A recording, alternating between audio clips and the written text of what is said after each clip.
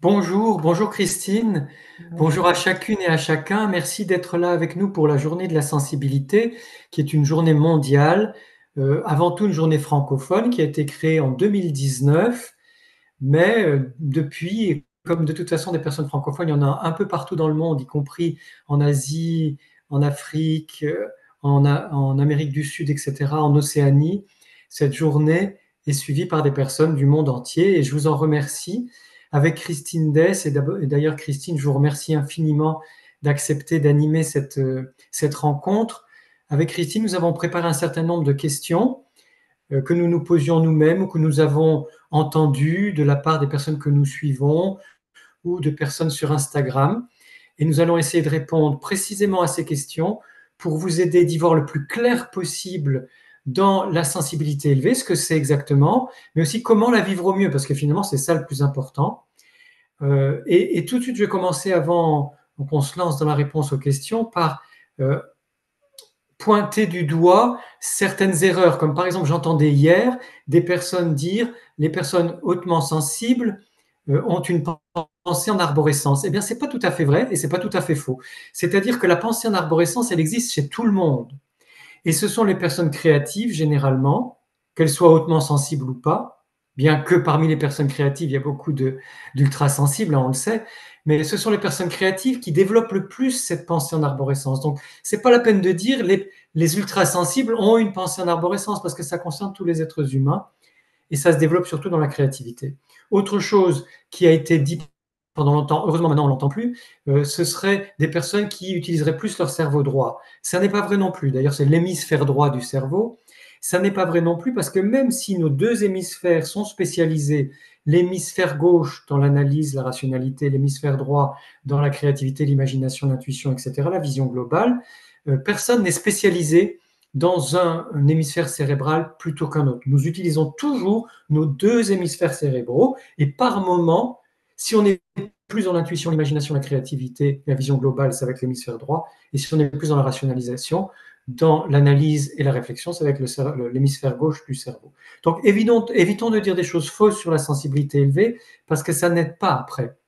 De même que hier, je participais à une émission sur France 5 c'était un enregistrement qui va être diffusé bientôt. Et avant l'émission, toutes les personnes disaient des choses extrêmement négatives sur la sensibilité élevée. Et après l'émission, tout le monde était ravi, femmes et hommes, en disant ah oui, c'est formidable, reconnaissant que leur propre sensibilité, qu'ils soient hautement sensibles ou pas, était une bonne chose. Donc ce que je voudrais aussi, c'est que cette vidéo vous aide à montrer les bons côtés de votre haute sensibilité. Parce que si on insiste trop, bien sûr que parfois c'est difficile, on est d'accord, quand on souffre très fort, quand on a une douleur, elle est très intense, quand on a certaines émotions difficiles, on en bave, hein, ce sont des moments particulièrement éprouvants. On est d'accord parce que notre sensibilité est intense. Mais arrêtons de dire des choses trop négatives sur la sensibilité élevée parce qu'après, c'est le discours qui est répété, répété, répété comme une espèce d'hypnose collective négative, alors que finalement, si on apprend à bien vivre notre sensibilité, et c'est ce pourquoi on fait cette vidéo avec Christine, eh bien, on va lui trouver beaucoup de qualités. Voilà, encore un grand merci. Et je vais enchaîner justement pour commencer les questions et ça va parfaitement avec ce que vous venez de dire, un petit peu tous ces côtés un peu de mythe, de ce qu'on pense que les personnes hautement sensibles sont, dire qu'elles sont trop sensibles. Donc, pourquoi cette idée de trop sensible, elle est apparue en fait dans notre société? Oui, alors on sait, hein, par l'histoire de la littérature, l'histoire de l'art et l'histoire aussi tout court, on sait que en Europe, il y a eu un âge d'or de la sensibilité qui était au XVIe siècle et surtout XVIIe et XVIIIe siècle.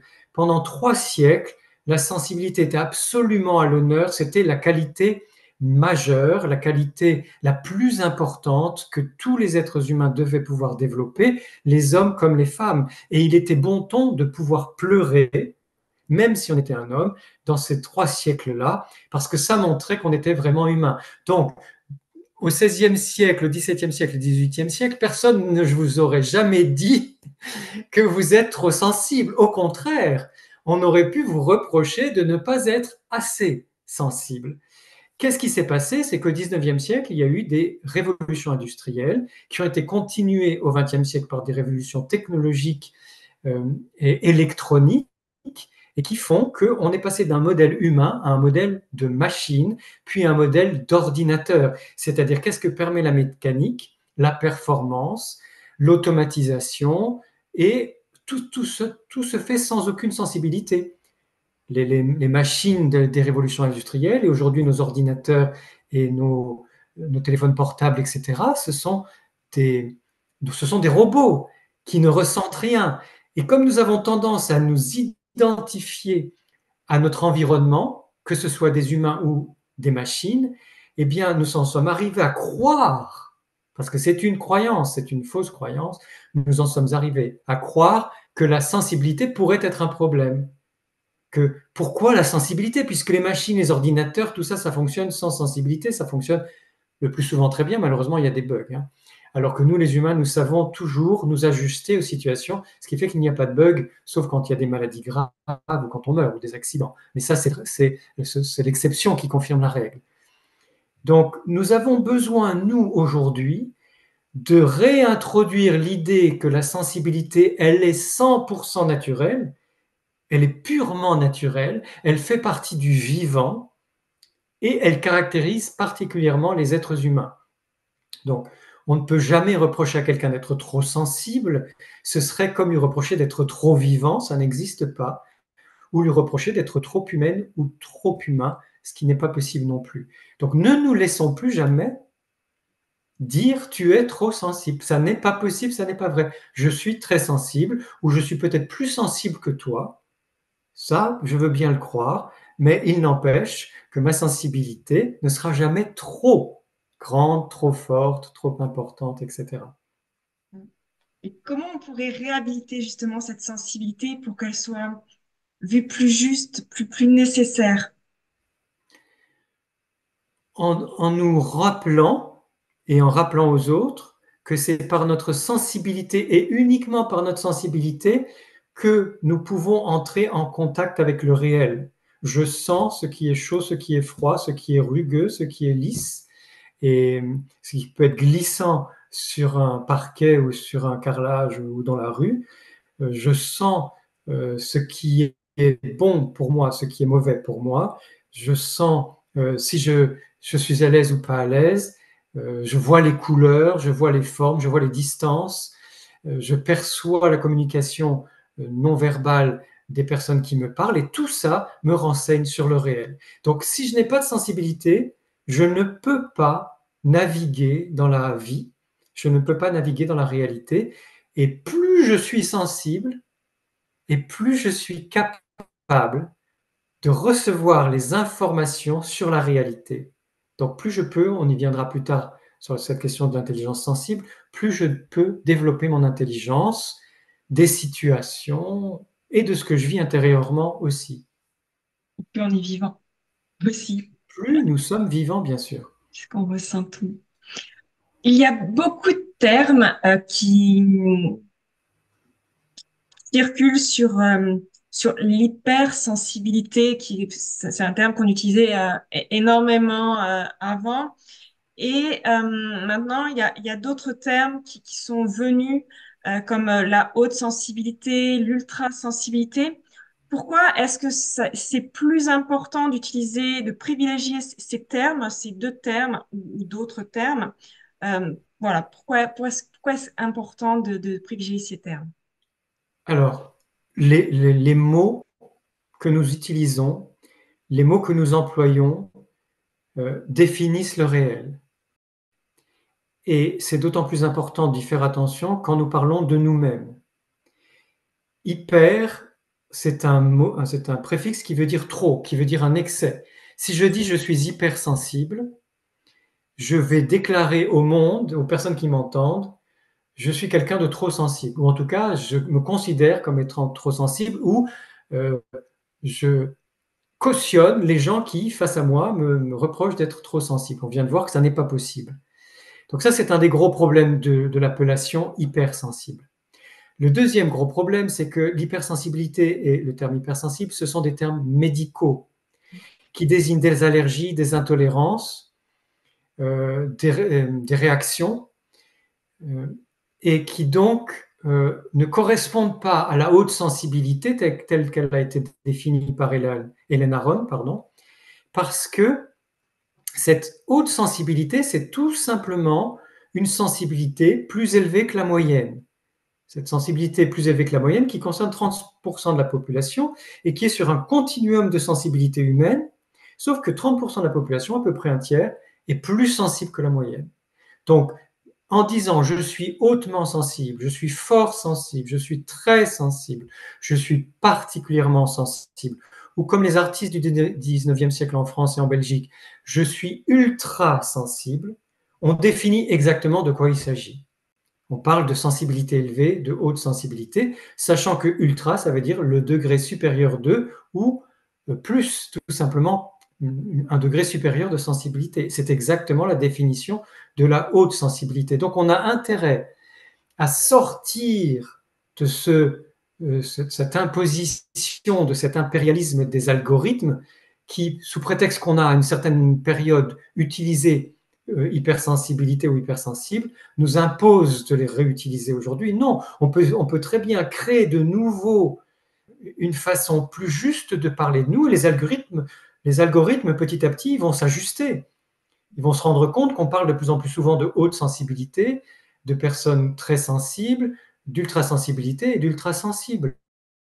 Donc surtout, faisons-le parce que ça va nous permettre de valoriser notre sensibilité élevée et aussi d'être plus clair, parce que quand je dis je suis ultra sensible, je suis hautement sensible, ou que je parle de ma haute sensibilité, de mon ultra sensibilité, je définis pour les autres et pour moi-même exactement de quoi il s'agit. Et ça change vraiment la perception, même quand on le dit Oui, soi-même. Ça change le rapport avec l'autre. C'est impressionnant, je trouve. C'est vraiment impressionnant par rapport à ce terme de hypersensibilité. Et justement, vous parlez aussi souvent de sensibilité avantageuse. Qu'est-ce que vous entendez par cette sensibilité avantageuse? alors elle est souvent oubliée sur les réseaux sociaux quand on présente la sensibilité élevée et quand elle est bien présentée, parce que souvent je trouve qu'elle n'est pas très, très précisément présentée. On parle des 4 premières caractéristiques découvertes par Hélène Aron: le traitement sensoriel approfondi des informations, la surstimulation qui provoque une saturation, l'intensité des émotions et le fait qu'on est aussi perméable aux émotions des autres, et le sens des nuances et des subtilités qui nous rend très sensibles à la communication non verbale, aux gestes, aux mimiques, aux intonations, aux regards, aux grimaces, etc. Ça, ce sont les 4 caractéristiques fondamentales de la sensibilité élevée telles que les a définies Hélène Aron. Et il se trouve que Thomas Boyce, qui est un pédiatre américain, et Michael Plus, qui est un chercheur en biologie britannique, ont découvert une 5e caractéristique qui a été validée après par Hélène Aron et qui est fondamentale, qui s'appelle la susceptibilité différentielle en termes scientifiques, mais comme c'est compliqué, susceptibilité différentielle, on parle aussi de sensibilité avantageuse. C'est très simple. Ça veut dire que nous, les personnes hautement sensibles, nous profitons mieux et plus de la vie.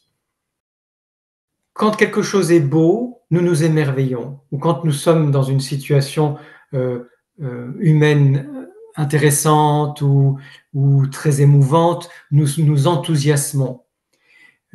Nous pouvons être très créatives et très créatifs. Nous avons beaucoup d'intuition. Nous allons particulièrement savourer les qualités des personnes avec qui nous travaillons. Nous allons particulièrement être joyeuses et joyeux de la qualité de nos relations affectives, amoureuses, amicales, familiales, etc. Quand nous mangeons quelque chose de bon ou que nous buvons quelque chose de bon, nous sommes particulièrement heureux de le faire, mais aussi notre corps va d'autant plus en profiter. C'est ça la sensibilité avantageuse, c'est ce qui fait de nous des personnes qui profitons, savourons, bénéficions beaucoup plus et beaucoup mieux de la vie. Le contre-coup, ou en tout cas l'autre face de la médaille de cette sensibilité avantageuse, c'est que si nous évoluons dans des environnements de violence, de mépris, de dévalorisation, de harcèlement, d'indifférence, etc., nous allons être plus affectés, plus déprimés, plus anxieux et plus anxieux, plus facilement malades, plus longtemps malades, et nous pouvons devenir des boucs émissaires, donc pour les enfants et les adolescents à l'école et au collège et au lycée, et pour les adultes au travail ou dans leur famille. C'est pour ça que cette découverte de la sensibilité avantageuse, elle est fondamentale. Si je comprends ça, je vais me créer pour moi-même un environnement bienveillant, un environnement bienfaisant, des conditions de vie porteuses. Je vais faire le tri dans mes amis et dans mes relations pour ne fréquenter que des personnes qui me respectent dans ma sensibilité. Et de cette façon-là, je vais pouvoir fleurir, m'épanouir, prospérer, autant financièrement, socialement que du point de vue de la santé, physiquement, etc. Donc cette notion de la sensibilité avantageuse, elle est clé, elle est centrale pour nous concrètement, pour que nous fassions en sorte de bien vivre notre sensibilité élevée. C'est comme en faire en fait un atout, une alliée vraiment qui nous suit, c'est ça. Tout à fait. Parce qu'on comprend qu'en fait, ça n'est pas un problème si les conditions sont bonnes, si les personnes autour de nous nous comprennent et sont favorables à la sensibilité. On n'est pas obligé de s'entourer que de personnes hautement sensibles ou ultra sensibles. C'est bien quand il y en a dans notre entourage, c'est formidable. Mais surtout, nous avons besoin d'être entourés par des personnes qui nous respectent dans notre sensibilité singulière, qui nous acceptent et qui nous respectent dans cette sensibilité singulière. Et d'ailleurs, j'en profite pour dire, Christine, que nous venons de lancer une pétition sur change.org, justement pour faire en sorte que la dévalorisation de la sensibilité ou les moqueries contre les personnes sensibles soient reconnues officiellement comme une forme de harcèlement moral. Donc, si vous n'avez pas encore pris le temps de signer cette pétition, surtout allez sur change.org et vous allez trouver cette pétition très importante et surtout relayez-la autour de vous pour que de plus en plus de personnes la signent et que nous puissions la présenter aux autorités compétentes pour changer le code pénal. Et je rebondis aussi sur la sensibilité avantageuse, où souvent, comme vous avez dit, on montre souvent plus les défis qu'on rencontre. Si on va un peu sur Instagram, sur YouTube, c'est là, on parle plus de tout ce qui est difficile pour nous, en fait. Et c'est vrai que de voir ça, de se dire, bah ouais, en fait, il y a cette sensibilité avantageuse, c'est juste génial. C'est juste génial. Christine, merci infiniment parce que ça me permet de parler de l'effet nocebo. On connaît l'effet placebo, hein, ces médicaments sans aucune substance active qui pourtant vont guérir entre 30% et 90% des personnes selon les études. L'effet placebo peut être généralisé dans le sens que si je parle favorablement de ma sensibilité, je vais en bénéficier d'autant plus.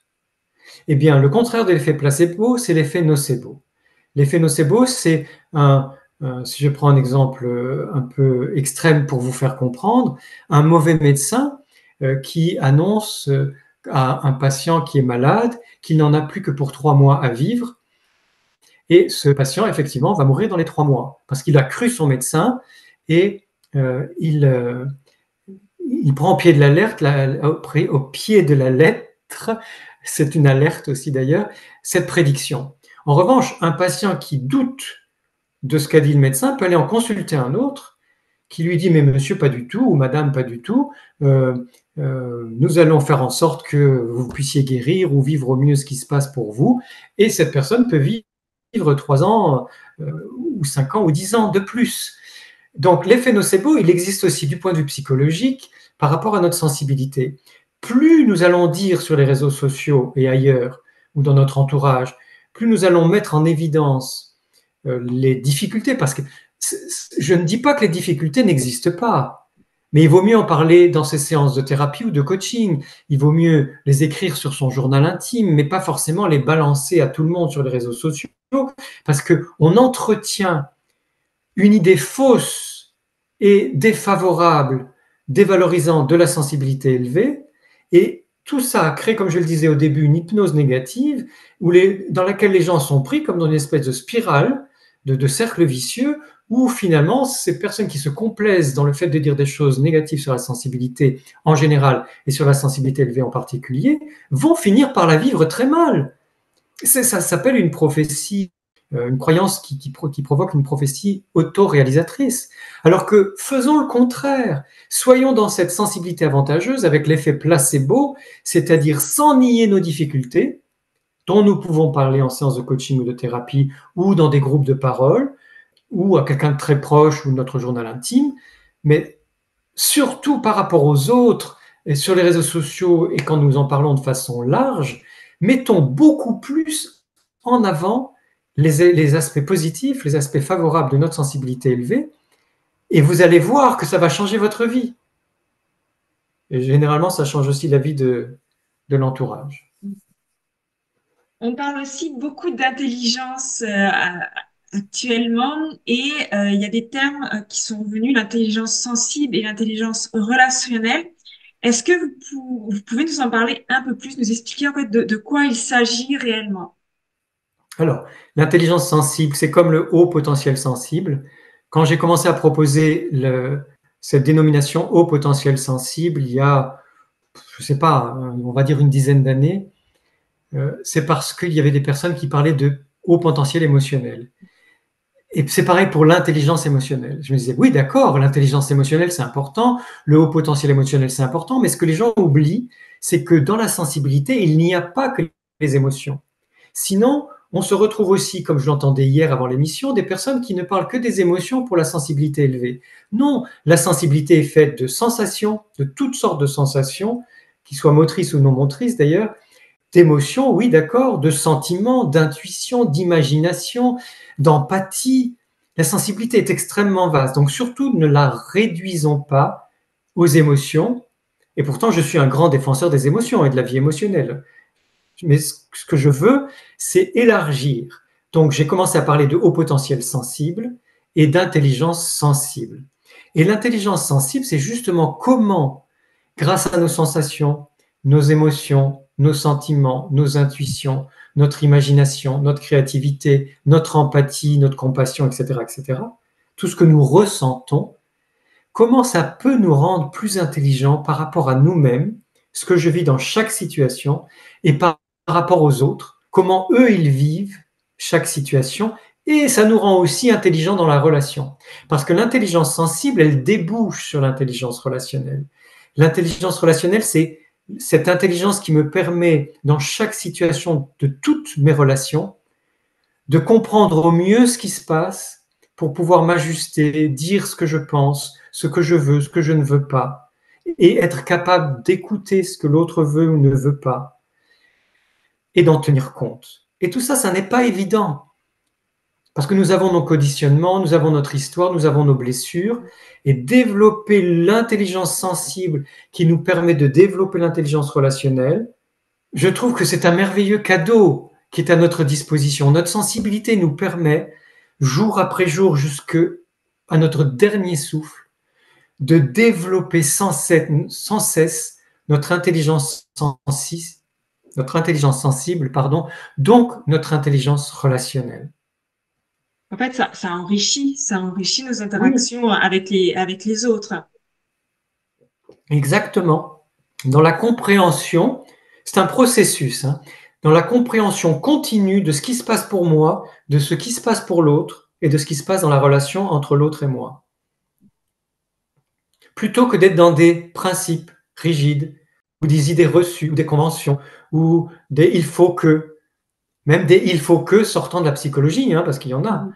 C'est être tout le temps à l'affût grâce à notre sensibilité, à nos sens en aguet, puisque de toute façon nos sens sont toujours en aguet quand nous sommes hautement sensibles, de nous servir de cette sensibilité élevée pour comprendre instant après instant ce qui se passe pour moi, pour l'autre et dans la relation.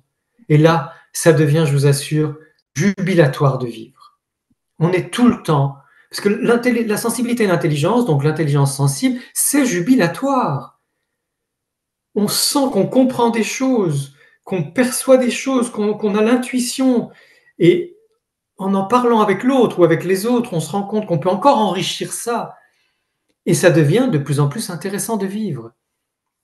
Et est-ce que cette intelligence, elle se développe? Parce que, en fait, quand on est, alors je veux dire, dans le début du stade où on découvre qu'on a une haute sensibilité, qu'on a du mal à la gérer, cette intelligence sensible et intelligence relationnelle, on la voit pas trop. Donc, est-ce qu'elle se développe justement, cette intelligence sensible et relationnelle? Oui, tout à fait. Au début, ou avant même de découvrir qu'on est hautement sensible ou ultra sensible, on a peur de notre sensibilité. Donc, on veut plutôt la, soit la camoufler, soit la préserver, soit la diminuer un peu parce qu'on se dit, oh là là, c'est explosif, ou c'est volcanique, ou c'est trop puissant, etc. Et puis quand on apprend qu'on est hautement sensible ou ultra sensible et qu'on l'apprivoise, ça prend du temps. Pour moi, ça a pris des années. Au fur et à mesure que j'ai apprivoisé ma grande sensibilité, je n'ai plus eu peur de développer ma sensibilité. Et c'est ça le grand paradoxe magique. C'est que non seulement on n'est pas obligé d'en rester avec la sensibilité qu'on a, mais on peut la développer encore plus, et notamment tout ce qu'elle permet grâce à l'intelligence sensible et à l'intelligence rationnelle. Oui, on peut les développer sans cesse de plus en plus, et c'est fabuleux. Là, vous avez dit qu'on est 30% sur cette terre à être hautement sensible, à une sensibilité plus élevée. En quoi toutes les initiatives collectives qu'il peut y avoir entre personnes qui ont une sensibilité plus élevée va être bénéfique pour nous, en fait, pour nous, pour toutes les personnes qui sont hautement sensibles. Alors ça, c'est très important. Jusqu'à présent, et Christine, nous en avons déjà parlé dans, une, dans un entretien que nous avons fait l'automne dernier, c'est très important de nous rendre compte que dans l'histoire de la sensibilité élevée, dans l'histoire de la haute sensibilité, qui est une histoire passionnante parce qu'elle échappe aux psy, hein, puisque beaucoup de psy disent que ça n'existe pas, en fait c'est un mouvement populaire, c'est un mouvement qui vient de la base, qui vient du terrain. C'est un mouvement très puissant qui vient de la vie. La sensibilité est en train de reprendre ses droits depuis une vingtaine d'années, et plus particulièrement ces dernières années. Dans ce grand mouvement formidable, il y a eu certes des informations qui ont été données dans les médias ou des livres qui ont été publiés, mais c'est surtout des prises de conscience personnelles, individuelles. Et je crois, comme nous nous le sommes dit, Christine, que nous arrivons à un moment où il est important que nous réunissions nos compréhensions individuelles, nos chemins personnels, nos initiatives singulières, que nous les réunissions de temps en temps. Il ne s'agit pas de faire ça tout le temps, hein, mais de temps en temps, pour que nous puissions vraiment créer une communauté de haute sensibilité, une communauté ultra sensible. C'est pour ça qu'a été créée la Journée mondiale de la sensibilité. C'est pour ça qu'existe la Semaine de la sensibilité chaque année, cette année du 11 au 19 janvier. Mais nous pouvons faire mieux. Et c'est pour ça aussi qu'existe l'Observatoire de la sensibilité, qui est la preuve vivante depuis 2016 qu'on peut faire beaucoup de choses ensemble. Mais je pense que ce qui serait formidable dans toute la francophonie, puisque nous parlons français, mais ça peut être aussi dans le monde entier, qu'il y ait des initiatives de groupes, soit des groupes de parole, soit simplement des sorties, passer des moments ensemble entre personnes hautement sensibles, ça peut être très sympathique. Ou alors, sans aller jusqu'à créer des syndicats, mais un groupe de réflexion ou de partage sur la haute sensibilité au travail. Comment faire pour qu'il y ait des témoignages, des échanges, on partage nos astuces, nos découvertes, nos tuyaux, nos expériences, etc. Qu'on se soutienne aussi peut-être un jour dans la recherche de travail pour pouvoir embaucher des personnes hautement sensibles dans des entreprises où il y a un encadrement ou des personnes hautement sensibles suffisamment présentes pour qu'elles puissent protéger et favoriser, favoriser pas dans le sens d'un piston, hein, mais favoriser dans le sens humain, de soutenir d'autres personnes hautement sensibles, que ce soit pareil dans les hôpitaux, dans les écoles, dans les crèches, enfin partout, dans toute la vie, y compris dans les loisirs et les voyages, etc., dans certains hôtels. J'imagine qu'on peut vraiment créer toutes sortes de communautés de personnes hautement sensibles qui faciliteraient non seulement la vie, qui nous faciliteraient la vie à nous, ultra sensibles, mais comme le dit Hélène Aron, tout ce qu'on fait pour les personnes hautement sensibles, tout ce qu'on comprend et qu'on fait pour ces personnes va aider tout le monde, puisque d'une façon ou d'une autre, tout le monde est sensible. Moi, mon appel de cette journée de la sensibilité 2025, c'est vraiment que nous ayons des initiatives à plusieurs, que nous fassions des choses en commun en faveur de la sensibilité élevée.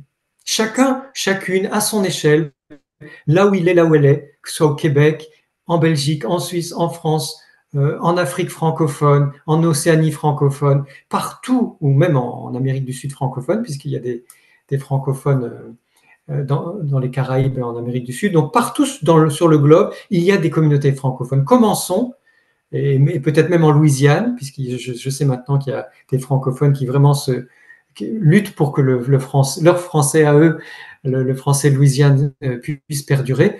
Je crois que nous pouvons nous appuyer sur la francophonie, en laquelle je crois beaucoup, pour développer. Et en plus, je pense que la culture francophone, c'est une culture qui est une culture de la douceur de vivre. C'est une culture de la convivialité, c'est une culture de la légèreté, c'est une culture de la légèreté intelligente, hein. C'est une culture de la relation à l'autre, de l'élégance.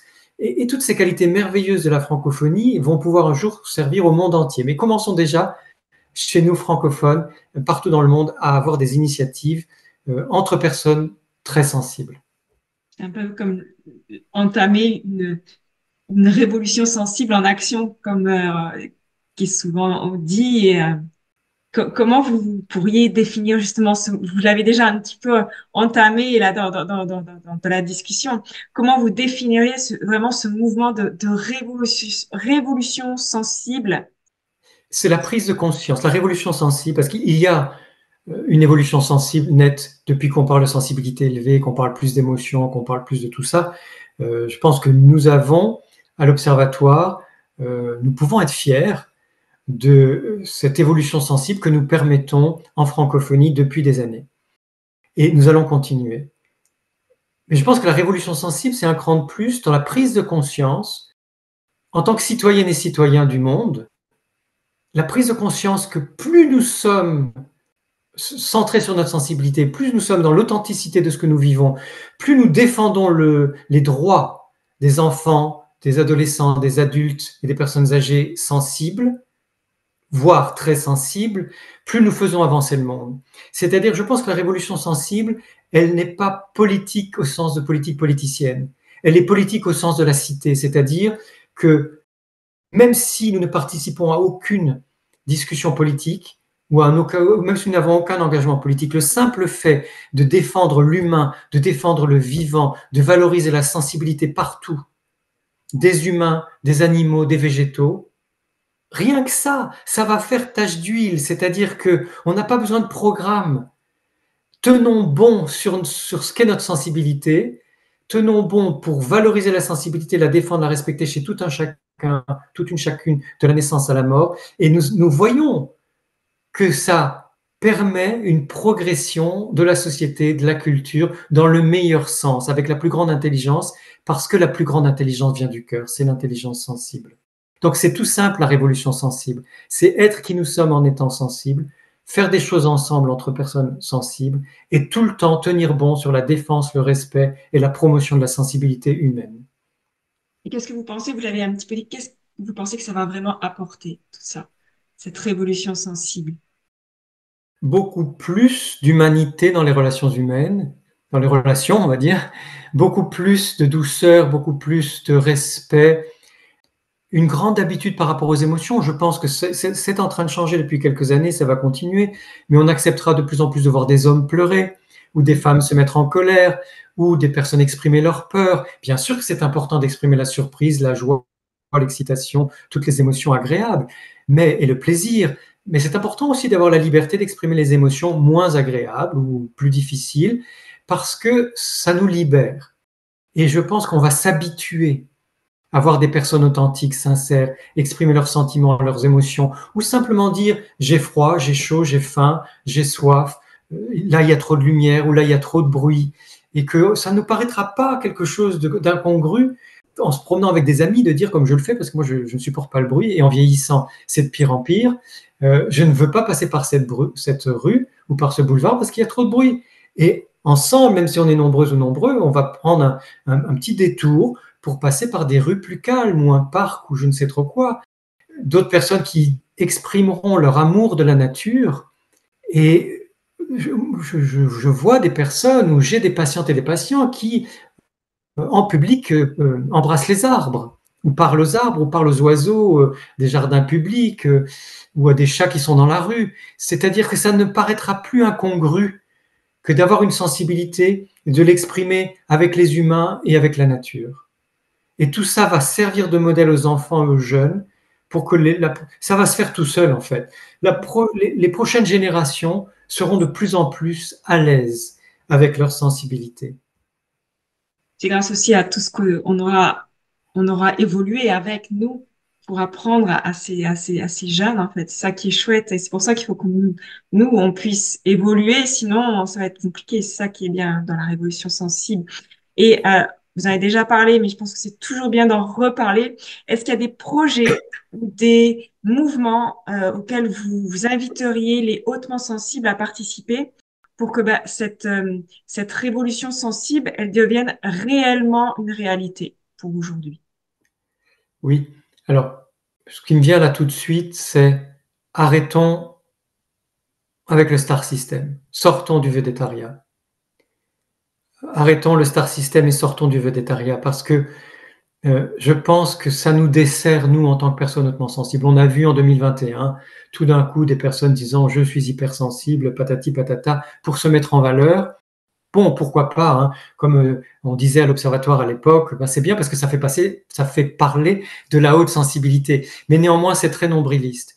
Donc, il s'agit de comprendre que ce qui nous servira le plus, autant individuellement que collectivement, c'est le fait de favoriser, valoriser, défendre, soutenir la sensibilité humaine en général, la sensibilité élevée en particulier, mais pas de se mettre soi-même en scène.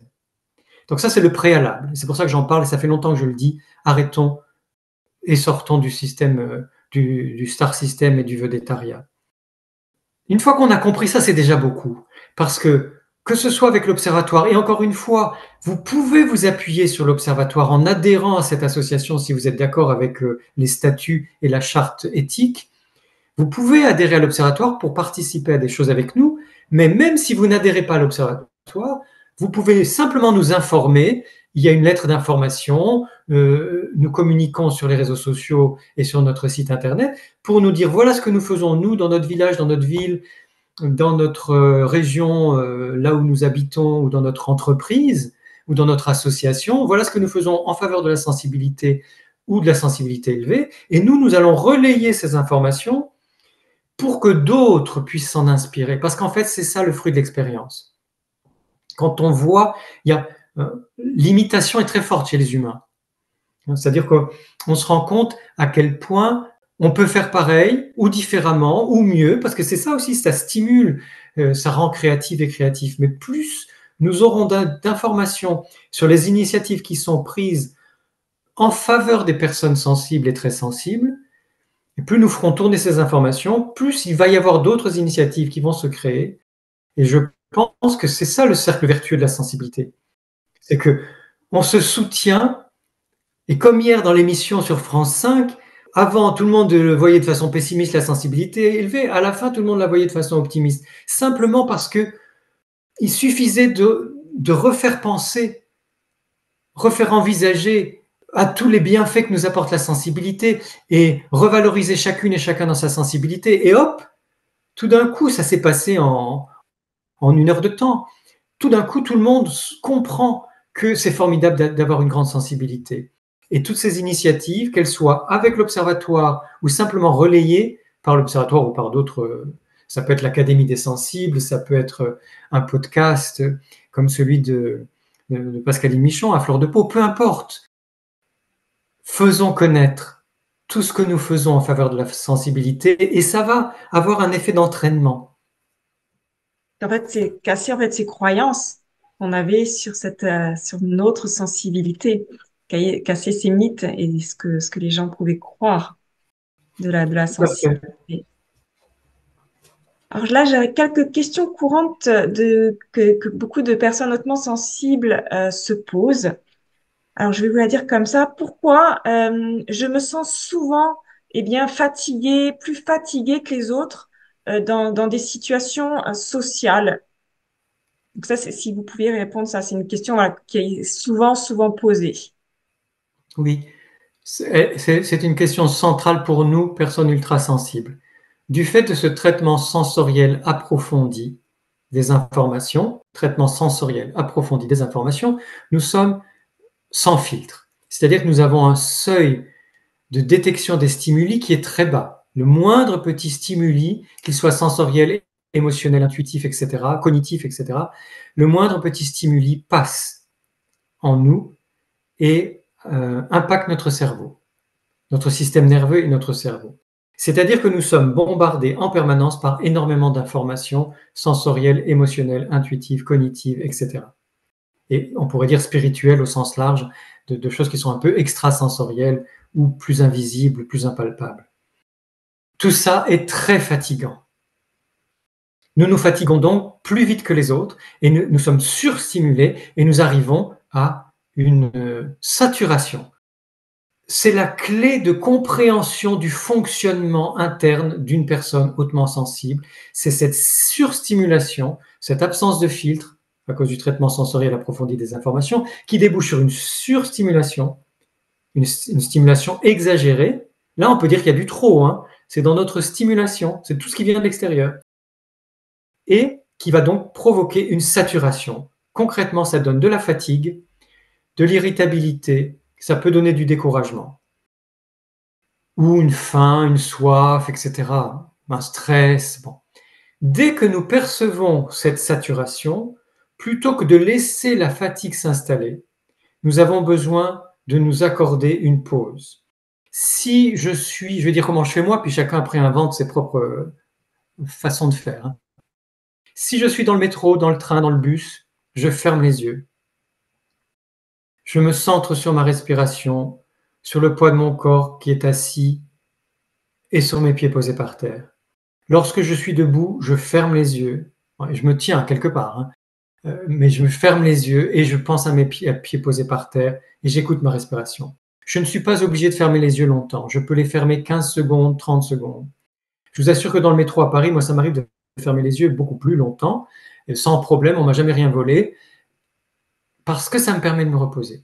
Si je suis au travail et que j'ai un bureau, même si c'est dans un open space, alors dans un open space, je peux mettre des bouchons d'oreille ou des mousses d'oreille, eh bien, je fais ce qu'on appelle le palming en anglais, c'est-à-dire je pose mes paumes, les paumes de mes mains sur les os qui sont autour des yeux, et je peux poser mes coudes sur le bureau et donc ma tête dans mes paumes. Et on sait qu'en fermant les yeux, la tête appuyée sur les paumes des mains pendant 1 minute, l'idéal c'est 2 ou 3 minutes, mais au moins 1 minute, ça apaise le cerveau. C'est-à-dire que fermer les yeux et poser la tête dans les mains, enlever la luminosité ambiante, parce qu'à travers les paupières, il peut entrer de la lumière. En mettant les mains, on enlève une très grande partie de la luminosité. Le cerveau retrouve très rapidement son calme de fond. Si on peut le faire plus longtemps, on le fait plus longtemps. Si on est chez soi, on peut aller s'allonger. Moi, je fais une sieste tous les jours après le repas, et si je suis fatigué, je vais m'allonger dans la matinée ou dans l'après-midi quand je suis chez moi. Je n'ai aucun complexe, même quand il y a du monde, je le dis, j'ai besoin d'aller me reposer, je me repose.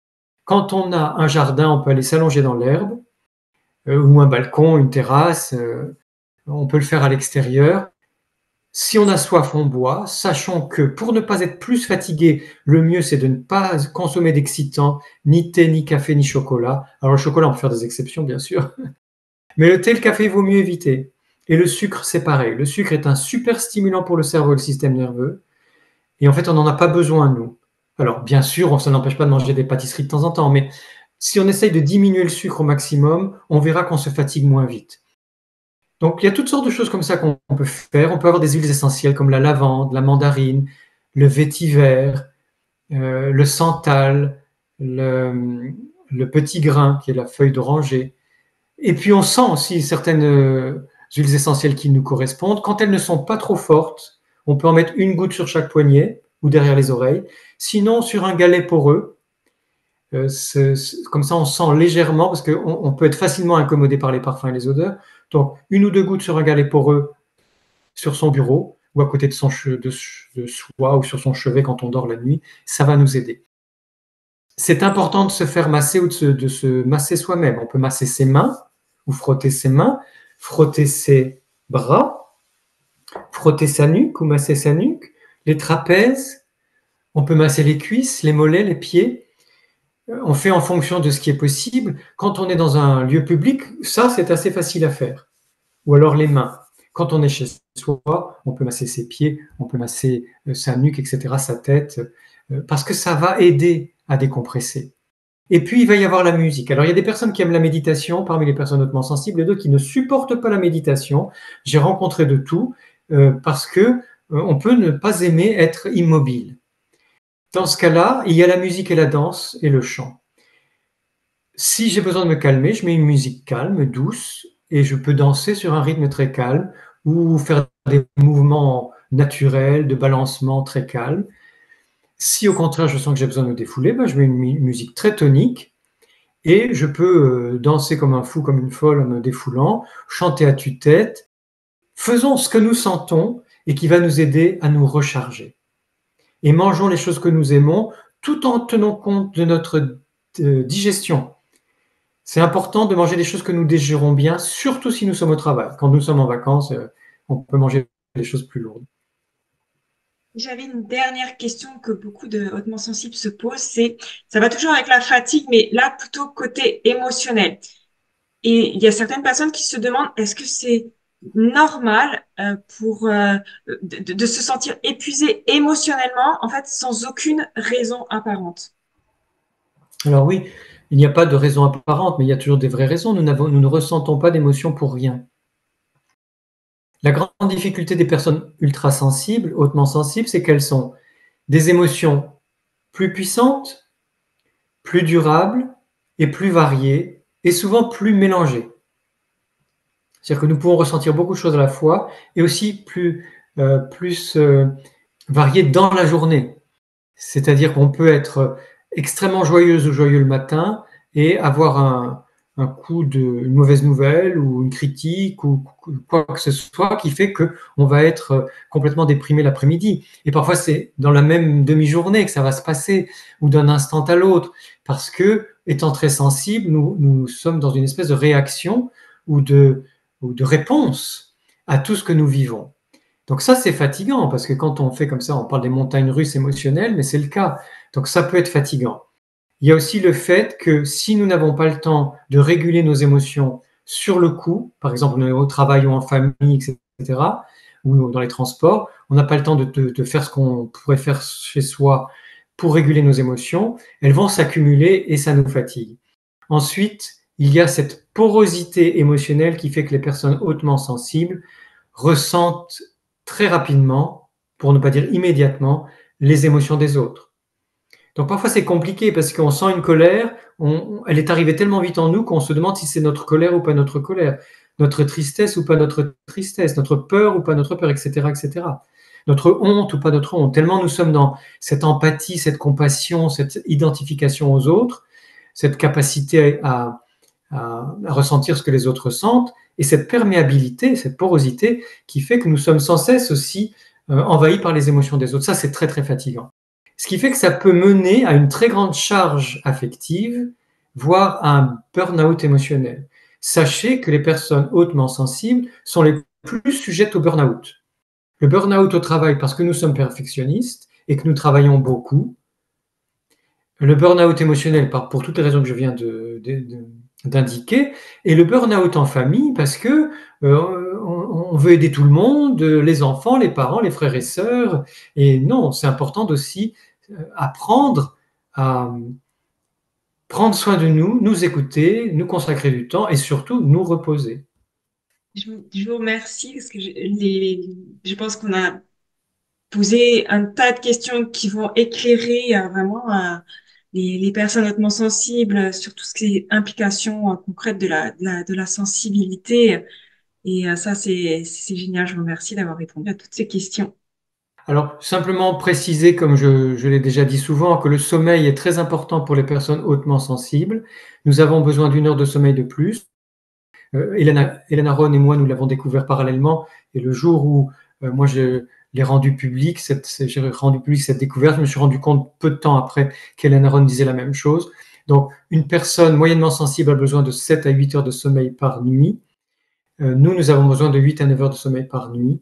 Alors, c'est pas grave si ponctuellement nous ne dormons que 6 ou 7 heures, mais essayons de vraiment trouver pour nous les meilleures conditions pour bien dormir et dormir longtemps. Ces meilleures conditions sont pas de lumière dans la chambre, donc pas de réveil qui éclaire énormément, les téléphones portables arrêtés ou sur mode avion, pas de bruit répétitif dans la chambre, donc les tic-tac, les choses comme ça, il vaut mieux éviter. Il vaut mieux éviter les écrans 2 heures avant de s'endormir, faire des mouvements calmes avant d'aller se coucher, ne pas avoir de discussion très impliquante avec un membre proche dans les 2 heures ou 3 heures avant d'aller se coucher. On peut dire on en parlera tranquillement demain matin. Avoir des lectures plutôt calmes des films. Enfin, il vaut mieux éviter la violence extrême ou le stress pas possible dans les films, les séries ou les jeux vidéo avant d'aller se coucher, etc., etc. Manger plutôt léger le soir et longtemps avant de se coucher. Marcher dans la journée, parce que ça, non seulement ça nous fait du bien par rapport à la fatigue dont on parlait tout à l'heure, la saturation, c'est une façon de faire partir les tensions, mais aussi parce que ça va nous aider à dormir. Donc ça, c'est important de le préciser, c'est fondamental pour les personnes hautement sensibles. Et puis, puisque nous allons en rester là pour cette vidéo aujourd'hui de cette belle journée mondiale de la sensibilité, si vous avez des questions auxquelles nous n'avons pas répondu dans cette vidéo, vous pouvez les envoyer à Christine, qui va les récolter, les recueillir, et dans un mois, par exemple, quand on aura toutes les questions, on refera une vidéo ensemble pour répondre à vos questions. Parce que c'est bien que vous ne restiez pas sans réponse. Donc n'hésitez pas à envoyer à Christine des questions auxquelles nous n'aurions pas répondu aujourd'hui ou qui vous sont venues en nous écoutant, et nous y répondrons à peu près dans un mois. Donc je vous souhaite une merveilleuse journée mondiale de la sensibilité, une très belle semaine de la sensibilité. Je souhaite que vous puissiez la vivre dans la fête, la célébration de votre sensibilité, la fierté de cette belle sensibilité, dans la créativité, avec beaucoup d'espoir pour vous, pour vos proches, et continuons à rester en lien les uns et les autres pour faire ensemble de belles choses sensibles, créatives et humaines. Un immense merci. Au revoir. Et merci Christine. Au revoir. Merci.